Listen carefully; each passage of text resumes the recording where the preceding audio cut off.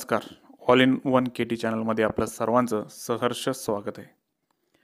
अध्यक्ष महोदय, आदरणीय शिक्षकगण, व्यासपीठावरील मान्यवर, समोर बसलेले विद्यार्थी मित्र आणि स्वतंत्र देशाचे नागरिक, मी आज तुमच्यासमोर प्रजासत्ताक दिनानिमित्त, गणतंत्र दिनानिमित्त 2 शब्द बोलण्यासाठी उभा आहे.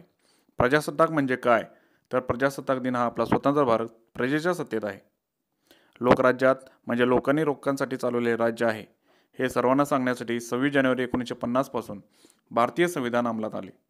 खरं तर भारताचे संविधान समितीने 26 नोव्हेंबर 1949 रोजी स्वीकारले. स्वातंत्र्यपूर्व काळात पंडित जवाहरलाल नेहरू यांनी 26 जानेवारी 1930 रोजी लाहोर अधिवेशनात तिरंगा फडकावून पूर्ण स्वराज्याची घोषणा केली होती. या घटनेची आठवण म्हणून 26 जानेवारी हा दिवस राज्यघटना अंमलात आणण्यासाठी निवडला गेला. 26 जानेवारी 1950 पासून एका नव्या पर्वाची सुरुवात झाली. अनेक लढे आंदोलने केल्यानंतर तब्बल 150 वर्षानंतर भारताला ब्रिटिश राजवटीपासून स्वातंत्र्य मिळाले. यात भगतसिंग, राजगुरू, सुखदेव, चंद्रशेखर आझाद यांनी सशस्त्र लढे दिले.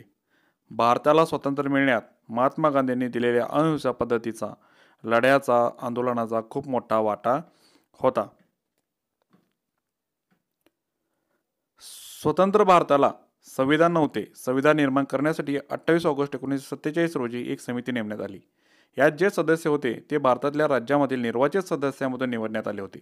यामध्ये पंडित जवाहरलाल नेहरू, डॉक्टर बाबासाहेब आंबेडकर, डॉक्टर राजेंद्र प्रसाद, सरदार वल्लभभाई पटेल, मौलाना अबुल कलाम आझाद इत्यादी प्रमुख सदस्य होते.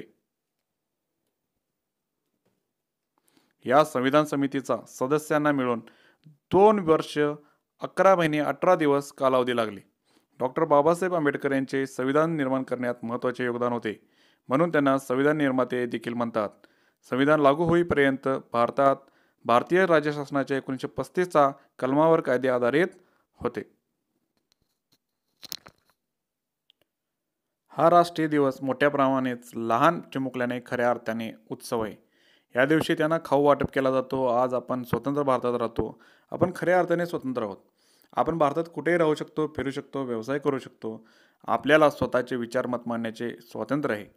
या स्वातंत्र्याची जाण आपण ठेवली पाहिजे. या स्वातंत्र्याचा वापर आपण देशहितासाठी आपण केला पाहिजे. शांतता, समता, बंधुता ही मूल्ये आपण जोपासली पाहिजेत. भारतीय राज्यघटनेचा स्वातंत्र्याचा आदर करावा. इतकेच शेवटी कवितेच्या 2 ओळी सादर करतो. हम जिस आज़ादी में जी रहे हैं उस आज़ादी को वीरों ने अपने लहू से लिखा था. धन्यवाद.